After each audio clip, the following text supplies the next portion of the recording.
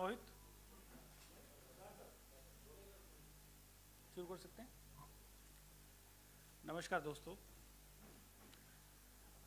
आज हमारे बीच में हमारे विशेष अनुरोध पर भारत यात्री कन्हैया कुमार जी हमारे बीच में हैं, जो लगातार पिछले 2 महीने से ज़्यादा लगातार पैदल चल रहे थे और पहली बार इनको हमने रिक्वेस्ट करके दिल्ली बुलाया है कि आप आएँ और एआईसीसी में पत्रकार दोस्तों के जवाब दें कि यात्रा कैसी रही, क्या रही, और इससे संबंधित जो भी क्वेश्चन हैं उसके लिए हमारे बीच में दिल्ली में आए हैं। एआईसीसी में इनका बहुत बहुत स्वागत है।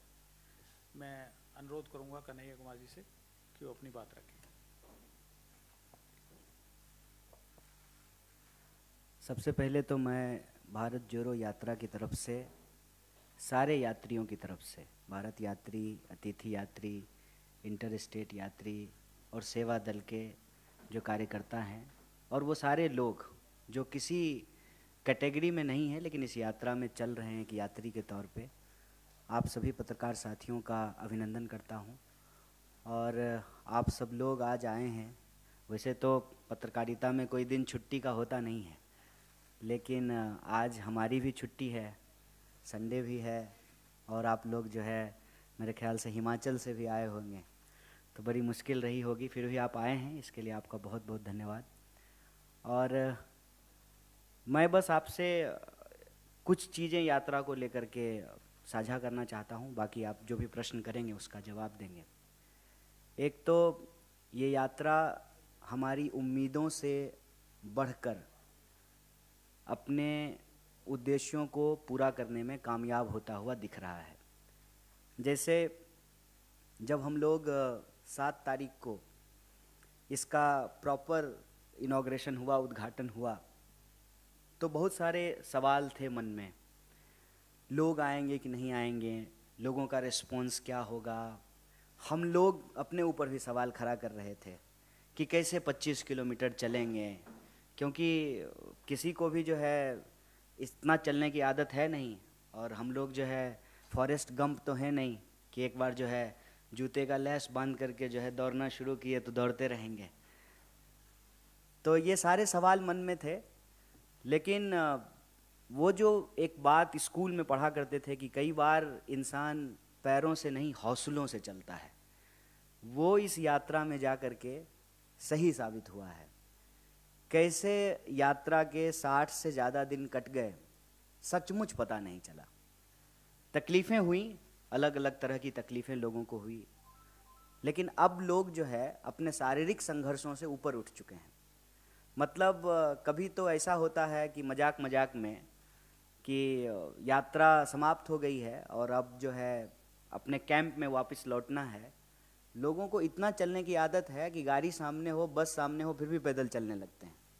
तो बीच में जो है एक जब छुट्टी होती है तो कई सारे लोग घर गए, बहुत सारे यात्री बीच में, दीपावली था तो लोग घर गए, लेकिन मैं उस वक्त भी कैंप साइड में ही था।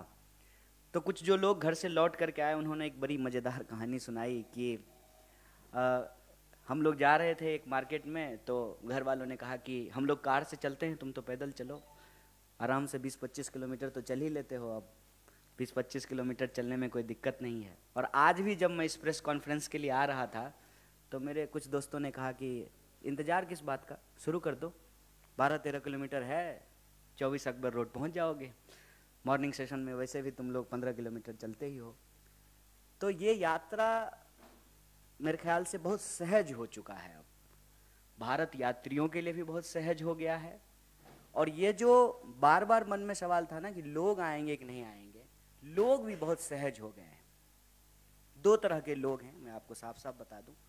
एक तो वो लोग हैं जो पार्टी से सीधे तौर पे जुड़े हुए हैं, एक वो लोग हैं जो पार्टी से नहीं जुड़े हुए हैं लेकिन इस यात्रा से जुड़ चुके हैं। और उन लोगों को देखना और उनके अनुभव के आधार पे ही कुछ चीज़ें मैं आपसे साझा करना चाहता हूँ कि जो लोग अपने घरों में खड़े हैं, अपने छतों पर, दुकान के आगे, किसी कॉर्नर पर, जहाँ गांव शुरू होता है उसके मुख्य द्वार के पास, मोबाइल से जो है वीडियो बना रहे हैं, उनकी आँखों को पढ़ने से इतना महसूस होता है कि ऐसी यात्रा की ज़रूरत थी इस देश को। और यही कारण है कि चाहे जितनी भी चुनौतियां रही हों, यह यात्रा स्वाभाविक तौर पे उन सारी चुनौतियों को एक एक करके पार करता जा रहा है। कई ऐसी परिस्थितियां थीं जैसे जहां गर्मी बहुत होनी थी, ऐसी अपेक्षा थी कि बहुत गर्मी होगी, वहां बारिश हो गई। जहां लगा कि यहाँ पे चलना बहुत मुश्किल होगा, कई सारी जो है कठिनाइयाँ होंगी, वहाँ पे कुछ ऐसी परिस्थिति उत्पन्न हुई कि सब राह आसान हो गया। तो एक बात जो कुल जमा जोर हम इस यात्रा के बारे में कह सकते हैं कि यह यात्रा अपने पहले पड़ाव को पूरी तरीके से पूरा कर चुका है। और वो पहला पड़ाव है कि यात्री यात्रा के लिए सहज हो चुके हैं, यात्रा देश के लिए सहज हो चुका है और देश यात्रा के लिए सहज हो चुका है। मैं आपसे कोई शिकायत नहीं कर रहा हूँ, क्योंकि जैसे हमारा प्रोफेशन है, आपका भी प्रोफेशन है और हर किसी की अपनी मजबूरी होती है। लेकिन आप जानते हैं कि यात्रा को जितना दिखाया जाना चाहिए, जितना बताया जाना चाहिए, उतना दिखाया और बताया नहीं गया। फिर भी एक खास बात आप सारे लोगों ने महसूस किया होगा कि जब मोबाइल टीवी नहीं था तब भी समाज में संवाद था, कम्युनिकेशन था। और सिर्फ इंसानों में ही कम्युनिकेशन नहीं होता है, पक्षियों में भी कम्युनिकेशन होता है, उनकी भी अपनी आवाज़ें होती हैं। आज भी हमारे समाज में वो कम्युनिकेशन मौजूद है। और ये यात्रा में चलते हुए हमको महसूस हुआ कि भले बहुत ना दिखाया गया हो, लेकिन इस देश के लगभग हर व्यक्ति को ये पता है कि यात्रा हो रही है। इसका मतलब हमारा internal communication beyond WhatsApp, TV, अखबार आज भी जिंदा है। देश की चाय के नुक्कड़ों पर, बसों में, ट्रेनों में, खेतों में, खलिहानों में, दफ्तरों में, हर जगह किसी ना किसी रूप में, किसी ना किसी दिन, सुबह या शाम, यह चर्चा निकल आती है कि भारत यात्रा हो रही है। तो भारत यात्रा ने अपना पहला पड़ाव पूरा कर लिया है। पूरे देश को पता है कि उनके सवालों को लेकर के ये यात्रा हो रही है। ये जो हमने कहा कि उनके सवाल, ये भी हमारे दिमाग में जो था वो अपनी जगह पे है, लेकिन यात्रा के दौरान जो हमने कलेक्ट किया वो ज़्यादा महत्वपूर्ण और प्रासंगिक है। उनके सवाल कहने का मतलब है कि जब महिलाएं यात्रा में आकर के जुड़ती हैं, और मैं बार बार कह रहा हूँ जो हमारी पार्टी वर्कर नहीं हैं, वो बोलती हैं महंगाई के बारे में कि 400 के सिलेंडर जो है 1000 रुपये का हो गया है, घर चलाना मुश्किल हो रहा है। जो नौजवान जुड़े हुए हैं आपको सॉफ्टवेयर इंजीनियरिंग के पेशे से या जो है सर्विस सेक्टर से जुड़े हुए हैं, जिस तरह से उनकी नौकरियां कम हो गई है, जॉब की इनसिक्योरिटी बढ़ी है, उसके बारे में वो बात करते हैं। जो स्टूडेंट पढ़ रहे हैं, तैयारियां कर रहे हैं, रास्ते में कई ऐसी प्राइवेट एकेडमी मिली जहां आर्मी में बहाली की ट्रेनिंग दी जाती है। वहाँ के जो है बच्चे बाहर निकल करके आए और बात किए। जो लोग सुबह, जैसे सुबह हम लोग भी वॉक करते हैं, और आप देखेंगे इस देश में संस्कृति मौजूद है कि सड़क के किनारे आपको दौड़ते हुए नौजवान मिलेंगे, तो वो यात्रा से आकर के जुड़ते हैं और बेरोजगारी के बारे में बताते हैं। किसान बड़े पैमाने पे, अलग अलग इलाके के किसान अपनी अलग अलग समस्याओं को लेकर के, जैसे कपास की खेती करने वाले किसान, सोयाबीन की खेती करने वाले किसान, वो सब आकर के जो है अपनी परेशानी बता रहे हैं। गन्ना की खेती करने वाले किसान जो है बड़े पैमाने पे आकर के अपनी समस्याएं बताएं। तो महिलाएं, किसान, नौजवान, सिविल जो आपको सर्विस सेक्टर में काम करने वाले लोग हैं, या जो प्रोफेशनल्स हैं जिनके पास ऑलरेडी स्किल है, जिन्होंने बीएड की डिग्री कर रखी है, जिन्होंने बीई कर रखा है, बैचलर ऑफ इंजीनियरिंग कर रखा है, उनको किस तरीके से जॉब नहीं मिल रहा है। जो आर्मी एस्पिरेंट हैं उनको किस तरीके से जॉब नहीं मिल रहा है। तो ये मेजर इशूज जो है वो निकल करके आए हैं सामने में। नारी सुरक्षा, किसान के फसलों का दाम, मजदूरों को सही मजदूरी, नौजवानों को रोजगार, महंगाई, ये सारे मुद्दे जो है भारत जोड़ो यात्रा में प्रोमिनेंटली हम लोगों को पता चला है। और भारत जोड़ो यात्रा जो एक उद्देश्य लेकर के चला था, क्योंकि बार बार ये सवाल जो है किसी न किसी रूप में पूछा जाता है। आज हमारे एक पत्रकार दोस्त ने फ़ोन किया और कहा कि कितना जोरे, भारत कितना जोरे। तो हम बोले कि टेलर का दुकान चलाते हैं क्या, कि 1.5 मीटर जोड़ दिए, 3.5 मीटर जोड़ दिए। कितना टूटा हुआ है आप, ये सवाल पहले खुद से पूछिए, फिर पता चलेगा कि कितना जुड़ा। जब यही महसूस नहीं हो रहा है कि कितना टूटा हुआ है, तो क्या जोड़ रहे हैं ये भी पता नहीं चलेगा। हमने कहा कि जब आपको ये महसूस होता है कि आपने अपनी पूरी जिंदगी किसी एक प्रोफेशन को दिया, लेकिन चैन नहीं है, सुख नहीं है, शांति नहीं है, हर वक्त ये दिमाग पे प्रेशर रहता है कि कब नौकरी चली जाएगी, तो यह जो असुरक्षा है, इस असुरक्षा की भावना को खत्म करके सुरक्षा की भावना को जोड़ना चाहते हैं। ये भारत जोड़ो यात्रा का लक्ष्य है। जो नौजवान अपनी पढ़ाई कर रहा है, उसकी जो उम्मीद है, जो उम्मीद टूटती है जब बहाली नहीं निकलती है या प्रश्न पत्र लीक हो जाता है, उस टूटी हुई उम्मीद को जोड़ना इस भारत जोड़ो यात्रा का लक्ष्य है। जो महिलाएं आ रही हैं, उस भावनात्मक तस्वीर को आप सब लोगों ने देखा होगा कि कैसे ये आसान बात नहीं है कि किसी गैर मर्द के साथ उतनी सहजता से कोई महिला मिले। तो महिलाओं को जो आज नारी सुरक्षा की स्थिति है, जिस तरीके से बलात्कारियों को प्रेज किया जा रहा है, ऐसी परिस्थिति में महिलाओं की उस टूटी हुई उम्मीद को जोड़ना ये भारत जोड़ो यात्रा का लक्ष्य है। और हमारा मानना है कि जितनी सहजता से ये यात्रा आगे बढ़ रही है और लोगों के मुद्दों को कलेक्ट कर रही है, लोगों की आंखों में देखने से ये बार बार महसूस होता है कि इस यात्रा की ज़रूरत थी। भारत जोड़ो यात्रा ने अपने पहले पड़ाव को पूरा किया है। भारत जोड़ो यात्रा को अपने दूसरे पड़ाव को भी पूरा करना है, और दूसरा पड़ाव ये है कि हम इस देश की सरकार को, इस देश की सत्ता को, जो देश के लोगों के मुद्दे हैं, उस पर उनको जवाबदेही तय करनी पड़ेगी। ये भारत जोड़ो यात्रा का दूसरा पड़ाव होगा, और हमें पूरी उम्मीद है कि उस पड़ाव को भी हम लोग पूरा करेंगे। आप सब लोग आए, हमारी बात सुने, इसके लिए आपका बहुत बहुत शुक्रिया, बहुत धन्यवाद। बाकी आप प्रश्न पूछेंगे तो और सारी चीज़ों का जवाब दिया जाएगा। Thank you.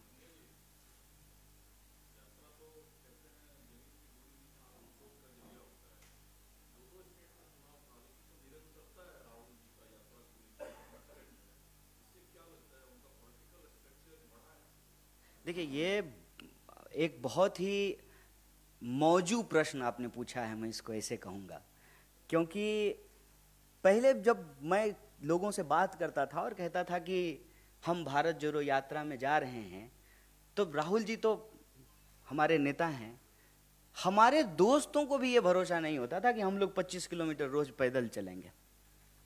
यहाँ से शुरू हुई है ये पूरा कॉन्वर्सेशन जो आप सवाल पूछ रहे हैं। और राहुल जी को लेकर के तो पता नहीं क्या क्या कहा गया है, क्या क्या कहा गया है। एक पत्रकार ने हमको कहा कि इस यात्रा से राहुल जी की छवि सुधरेगी।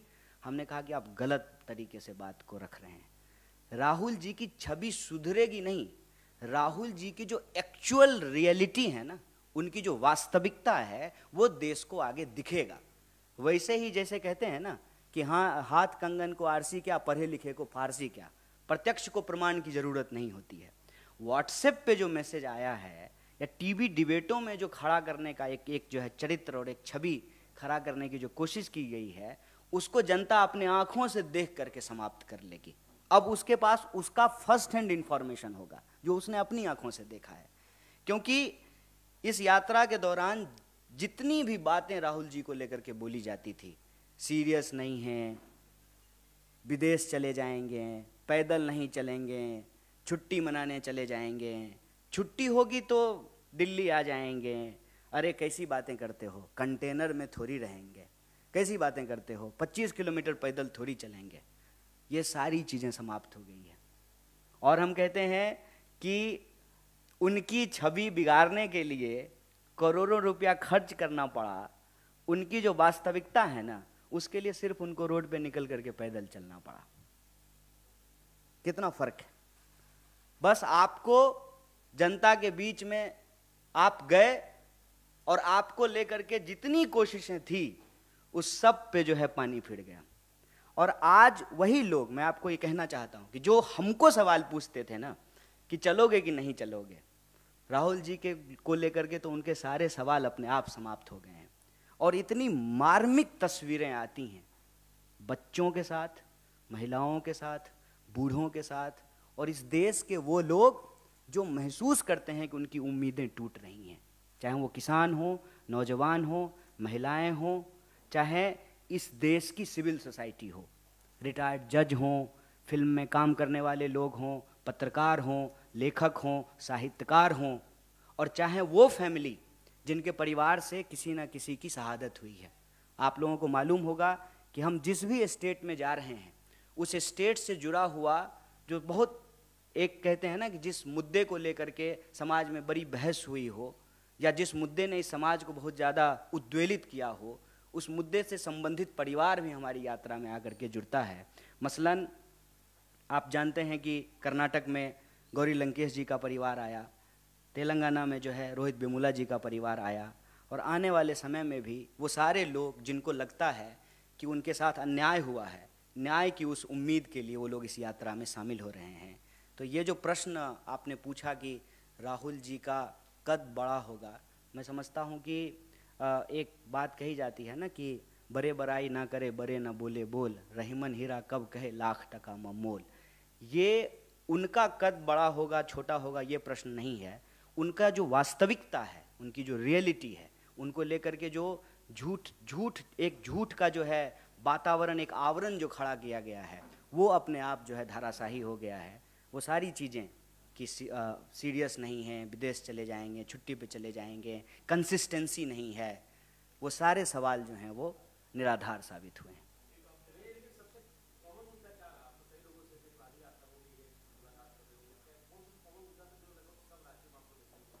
देखिए, महंगाई और बेरोजगारी ये दो ऐसे सवाल थे जो हर जगह, मतलब आप यूँ समझ लीजिए कि जैसे हम कर्नाटक में हैं तो वहाँ एक समूह जो है वो उन राज्यों से आया जहाँ हमारी यात्रा नहीं जा रही है, तो वो प्रतिनिधित्व भी जो है, जो डेलीगेशन था वो भी यही सवाल उठा रहा था। और महंगाई को लेकर के अक्रॉस द बोर्ड सारे लोगों ने जो है सवाल, ये दो मुद्दे बहुत प्रोमिनेंट हैं।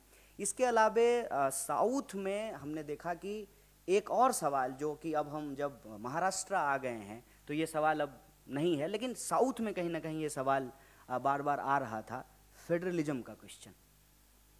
साउथ में इस सवाल को भी बहुत सारे लोगों ने आकर के उठाया कि हमारे साथ जो है कहीं ना कहीं सेंटर जो है वो पूरी तरीके से न्याय नहीं करता है। ये जो पॉलिटिकल डेलीगेशन होता था उसमें कई लोगों ने ये सवाल उठाए, जो मुझे लगता है कि अलग सवाल है। बाकी जो कॉमन, दो सबसे कॉमन मुद्दा अगर आप कहेंगे तो वो महंगाई और बेरोजगारी का सवाल, फिर स्पेसिफिक समुदाय के कई सवाल आए, जैसे किसानों के सवाल, महिलाओं के सवाल, और जो स्पेसिफिक चीज़ों की तैयारी करते हैं, जैसे बीएड किए हुए जो लोग ट्रेंड टीचर हैं वो कई राज्यों में मिले कि उनकी बहाली नहीं हुई। कई जगह संविदा कर्मियों का ग्रुप आकर के मिला कि कॉन्ट्रैक्ट पे काम करने की क्या परेशानी होती है। खास करके लॉकडाउन के बाद ये रियलाइज हुआ है कि अचानक से मैनेजमेंट कॉल करता है और कहता है कि अब कल से आप नौकरी पे मत आइए, तो उसकी पूरी की पूरी ज़िंदगी जो है वो अंधकार में चली जाती है। उसने ईएमआई पे अपना जो है वॉशिंग मशीन से लेकर के कार से लेकर के घर तक ले रखा है, तो वो फिर ईएमआई कैसे भरेगा। और आत्महत्या एक बहुत ही दुखद परिस्थिति हमारे देश में पैदा कर रहा है कि किसानों की आत्महत्या से मामला अब जवानों की आत्महत्या तक पहुंच गई है। बेरोजगारी के कारण भी जो है लोग आत्महत्या करना शुरू कर दिए हैं। कोरोना के दौरान लोगों को फैसिलिटीज़ नहीं मिले, ऑक्सीजन नहीं मिला, बेड नहीं मिला, मुआवजा नहीं मिला, ये सवाल भी जो है कई सारे लोग आकर के बताए हैं।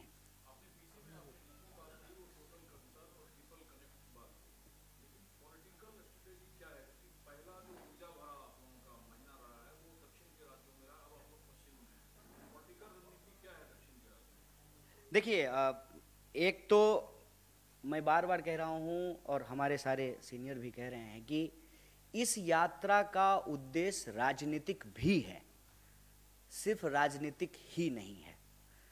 ये बात ना हम लोग बार बार इसको क्लियर कर रहे हैं कि अगर हम इस यात्रा को सिर्फ राजनीतिक ही मानेंगे तो राजनीतिक बात भी जो है ना उसमें सारे डायमेंशन कवर नहीं होते हैं, सिर्फ चुनाव की बात होती है, बाकी सारे और जो डायमेंशन हैं उसको छोड़ दिए जाते हैं। हमारी नीति शुरू में जो थी, सबसे पहले जहाँ से यात्रा शुरू हुई, कि लोग परेशान हैं, लोगों के अंदर गुस्सा है, लोगों के भीतर डर पैदा किया जा रहा है, नफरत पैदा किया जा रहा है। इससे देश जो है भावनात्मक रूप से कमजोर होगा, और कोई भी देश जब भावनात्मक रूप से कमजोर होता है, जब वो आपस में यूनाइटेड नहीं होते हैं, तो बाकी सारी प्रोग्रेस की बात जो है वो पीछे चली जाती है। और जो हम लोग सवाल उठा रहे हैं एक मजबूत विपक्ष के तौर पे, जो हमारी रिस्पॉन्सिबिलिटी है, वो भी लोगों तक नहीं पहुंच पा रही है कि हम उनके लिए लड़ रहे हैं। तो जब आपके करंट कम्युनिकेशन के टूल्स काम नहीं कर रहे हों, तो कहते हैं ना back to basics, back to classic. और ये बैक टू बेसिक या बैक टू क्लासिक जो है, हम कहते हैं कि ये एक गांधीयन मेथड है कि गांधी जी दांडी यात्रा पे चले, या जो है इस देश में कई बार यात्राएं की गई, ठीक है। तो उसमें मुख्य सवाल ये था कि हम लोगों के बीच जाएंगे, हम उनके सवालों को लेकर के लड़ रहे हैं, उनको ये भरोसा होगा, और हम अपनी सुनाएंगे नहीं, उनकी सुनेंगे। वहां से जब हम लोग ये यात्रा को शुरू किए, तो पॉलिटिकल स्ट्रेटजी एकमात्र था, जन को तंत्र से जोड़ करके रखना। जन और तंत्र जो है वो अलग ना हो जाए, तंत्र जो है वो जन पे हावी ना हो जाए, सिर्फ इतनी सी बात थी।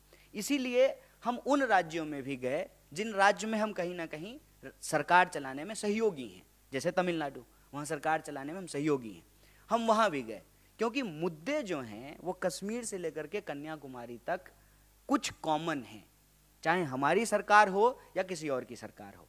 तो प्राइमरी टास्क ये था कि उन इशूज को लेकर के लोगों के बीच में जाना, उनकी बातों को सुनना। साउथ से नॉर्थ की तरफ जब हम बढ़ रहे हैं, ठीक है, तो कुछ मुद्दे ऐसे हैं जो पूरी तरह से बदल गए। जैसे मैंने आपको कहा कि साउथ में फेडरलिज्म का क्वेश्चन था, लेकिन जब हम नॉर्थ की तरफ आ रहे हैं तो इस सवाल को अब कोई उठा नहीं रहा है। लेकिन जो बाकी सवाल हैं वो एज इट इज हैं, जैसे महंगाई का सवाल, बेरोजगारी का सवाल, किसानों को उनके फसल के दाम नहीं मिलने का सवाल, नारी सुरक्षा का सवाल, ये बिल्कुल कॉमन सवाल हैं जो हर जगह मिलते जा रहे हैं। अब ये सवाल कैसे हल होंगे, इनको पूरा कैसे किया जाएगा, उस पे हम लोग एक बात कर रहे हैं कि अगर हम इस नीति को बदल दें कि आप टैक्स ले रहे हैं देश के लोगों का और बेल आउट कर रहे हैं अपने दोस्तों का, नारा लगा रहे हैं देश का, खजाना भर रहे हैं दोस्त का, इस नीति को अगर बदल दिया जाए तो बड़े पैमाने पे रोजगार क्रिएट किया जा सकता है। और महंगाई का भी जहाँ तक सवाल है कि सरकार अगर अपनी भूमिका नहीं निभाएगी तो स्वाभाविक रूप से पूरी तरह से अगर आप मार्केट के भरोसे हर चीज़ छोड़ देंगे तो जनता का दायित्व कौन उठाएगा, और फिर जनता का दायित्व सरकार ना उठाए तो सरकार का दायित्व जनता क्यों उठाए। अगर आप हमारे टैक्स के पैसे से मुझे शिक्षा नहीं देंगे तो हमारे टैक्स के पैसे से जो आप 8,500 करोड़ का प्लेन क्यों खरीदेंगे। अब आप ये देखिए कि LIC में देश के आम लोगों का पैसा जमा है, LIC का सबसे ज़्यादा शेयर जो है वो अदानी जी के पास है। तो हमारा पैसा लेकर के आप अमीर हो रहे हैं और हमारे पास ना जॉब की गारंटी है, ना हमारे पैसे की गारंटी है, ना जो है हम जो हमारी ज़रूरत की चीज़ें हैं उसको हम एक्सेस कर पा रहे हैं। रोज़ महंगाई बढ़ रही है, तो ये चीज़ें हम लोगों को समझ में आ रही है। तो उसमें ये समझ में आता है कि नॉर्थ से लेकर के साउथ तक पॉलिटिकल मोबिलाइजेशन किया जा सकता है अगर हम सोशल डाइवर्सिटी को इंटैक्ट रखें, और जो डिवीजन क्रिएट किया जा रहा है on the basis of identity, उस पॉलिटिकल चैलेंज को अगर हम लोग मीट कर सकें।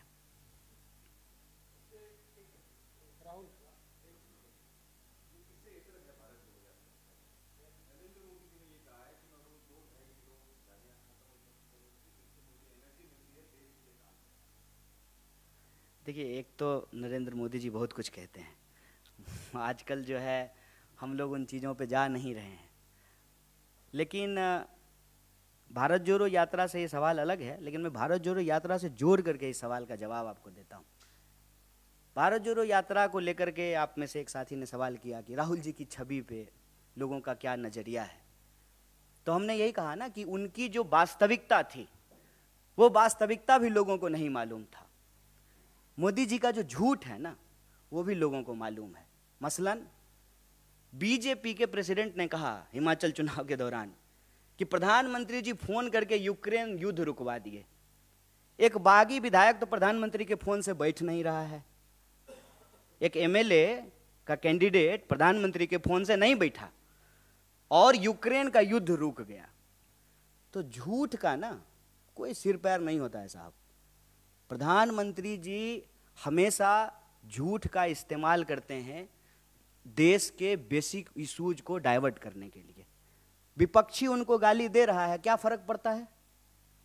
देश की जनता उनको वोट दे रही है ना, एक बार नहीं 2 बार वोट दी है ना। तो देश की जनता से जो उन्होंने वादा किया था, उस वादे का क्या हुआ, ये जवाब उनको देना चाहिए। 2 किलो गाली मिल रहा है कि 50 किलो गाली मिल रहा है, ये इंपॉर्टेंट नहीं है। इस देश में गांधी को गोली मिली है, और उसी से मिली है जिसका तस्वीर आप अपने जो है दफ्तर में लगाते हैं, नफरत से। और जो है आप नफरत फैलाते हैं, नफरत फैलाने वालों को आप फॉलो करते हैं, नफरत फैलाने वालों को आप प्रमोट करते हैं, और फिर जो है विक्टिम कार्ड भी खेल रहे हैं। गोली मिली है इस देश में गांधी को, और जो गोली मारने की बात करने वाले लोग हैं, जिनके पिताजी नेता थे, उनको मंच पे बिठा करके बगल में परिवारवाद पे भाषण देते हैं। इसको कहते हैं कथनी और करनी में फर्क होना। ये सब बेकार की बातें हैं साहब। देश की जनता ने प्रधानमंत्री जी को मैंडेट दिया है, और प्रधानमंत्री जी ने देश की जनता से जो वादा किया था उसको पूरा नहीं किया है। ये देश का सवाल है, और हम जब देश घूम रहे हैं तो यही सवाल हमारे सामने आ रहा है कि देश महंगाई से परेशान है, देश बेरोजगारी से परेशान है, किसानों को उनके फसल का दाम नहीं मिल रहा है, महिलाएं असुरक्षित महसूस कर रही हैं, पहचान के आधार पर इंसान को लड़ाया जा रहा है, नफरत फैलाया जा रहा है। अगर देश भावनात्मक रूप से कमज़ोर होगा, भावनात्मक रूप से अगर देश इकट्ठा नहीं रहेगा, तो देश की प्रगति में बाधा होगी। अगर हम चाहते हैं कि देश की प्रगति हो, तो हमको महंगाई, बेरोजगारी जैसे सवालों को हल करना पड़ेगा, और हम सब भारतीय हैं, इस भावना को मजबूत करके हम प्रगति की राह पे आगे बढ़ सकते हैं।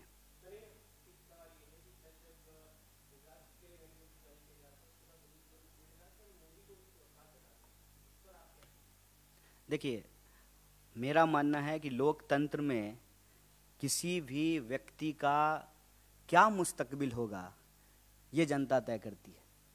किसी भी समूह का, दल का क्या मुस्तकबिल होगा, ये जनता तय करती है। लेकिन हम आपसे यही आग्रह करेंगे सर कि तिल को तार ना बनाया जाए। गुजरात के लोगों की भी वही समस्याएं हैं जो समस्या हमको भारत जोड़ो यात्रा में तमिलनाडु से लेकर के केरल, कर्नाटक, आंध्र प्रदेश, तेलंगाना होते हुए महाराष्ट्र पहुँचे हैं और पता चला है। गुजरात के किसान भी परेशान हैं, गुजरात के नौजवानों को भी नौकरी नहीं मिल रही है, गुजरात के व्यापारी भी जो है जीएसटी और नोटबंदी से परेशान हुए हैं, उनके जो है उद्योग धंधों को नुकसान हुआ है। मेरा आपसे यही गुजारिश रहेगा कि देश के लोगों के जो बुनियादी सवाल हैं, इस देश का राजनीतिक विमर्श उसी के इर्द गिर्द होना चाहिए। देखिए, एक बात ना, एक सेइंग है अंग्रेजी में, डोंट डिफेंड अनडिफेंडेबल। मुझे ये मालूम नहीं है, लेकिन मैं बिना मालूम किए हुए ये बात पूरे आत्मविश्वास से कह सकता हूँ कि अगर मेरे द्वारा कभी भी कोई गलत बात कही जाएगी, बिना इफ बट के माफ़ी मांगूंगा। गलत गलत होता है, लेकिन वो कहे हैं कि नहीं कहे हैं इसकी जानकारी मुझे नहीं है। मैं बस इतना कहना चाहता हूँ कि गलत सबके लिए गलत है। हम प्रधानमंत्री जी नहीं हैं कि भ्रष्टाचारी होगा जो व्यक्ति कांग्रेस में रहते हुए, और वही बताएंगे कि वो व्यक्ति भ्रष्टाचारी है, अगले दिन उसको बीजेपी में शामिल करा करके उसको सदाचारी बोलना शुरू कर देंगे। हमारा सवाल जो है ऑथेंटिसिटी पे है कि किसी व्यक्ति को आप भ्रष्टाचारी कहते हैं, अगले ही मिनट, जैसे आपको मैं याद दिला दूं, एक सपा के नेता थे, उनके बारे में बीजेपी क्या क्या कहती थी, फिर वो बीजेपी में शामिल हो गए। या कांग्रेस के ही नेता, आपने गुजरात की ही बात की, गुजरात के ही बहुत सारे ऐसे नेता जिनके बारे में बीजेपी पता नहीं क्या क्या कहती थी, आज वो बीजेपी में शामिल भी हो गए हैं, उनको टिकट भी दे दिया गया है और वो अच्छे हो गए हैं। जिनके ऊपर तमाम तरह के आरोप लगाए जाते हैं, ईडी भेजा जाता है, केस किया जाता है, जिन्हें बीजेपी में जाते हैं वो ठीक हो जाते हैं। तो नैतिकता का जो आधार होता है ना, वो एक होता है। ऐसा नहीं हो सकता है कि हम आपके लिए नैतिकता का आधार कुछ और रखें, चूँकि आप सामने बैठे हैं और हम यहाँ थोड़ा ऊंची जगह बैठे हैं, तो हमारे लिए नैतिकता का आधार कुछ और होगा। गलत गलत होता है, कोई भी नेता बोले या कार्यकर्ता, उसको डोंट डिफेंड अनडिफेंडेबल।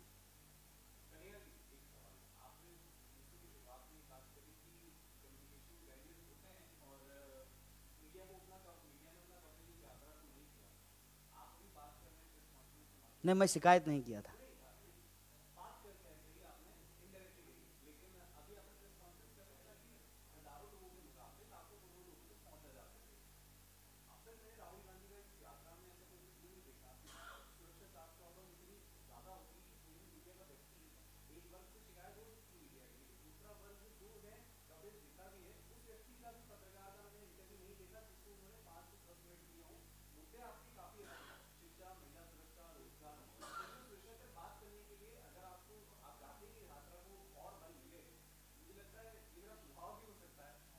सुझाव का स्वागत है, करेंगे।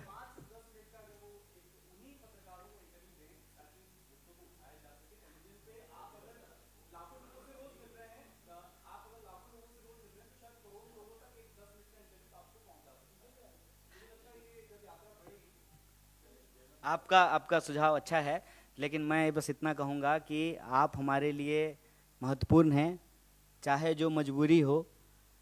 मीडिया लोकतंत्र की एक ज़रूरत है, लोकतंत्र का एक पिलर है, और शिकवा शिकायत अपनी जगह पे होता है, और ये होता है विपक्ष में जब लोग होते हैं तो शिकायत होता है, उसमें मैं ज़्यादा गिले शिकवे में नहीं जा रहा। लेकिन आप हमारे लिए महत्वपूर्ण हैं, तभी तो आज छुट्टी का दिन है, आज हम आराम करते सोते, लेकिन जो है हम आपके बीच आए हैं आपसे बात करने के लिए।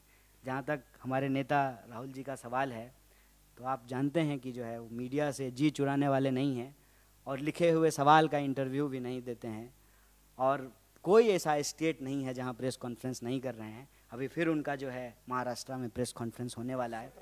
और ये मैं फिर से एक तुलना कर देता हूँ, विपक्ष पर आप सवाल उठा रहे हैं, स्वागत है, आग्रह है कि सत्ता से भी पूछिए। प्रधानमंत्री जी ने आज तक एक भी प्रेस कॉन्फ्रेंस नहीं किया है। Thank you.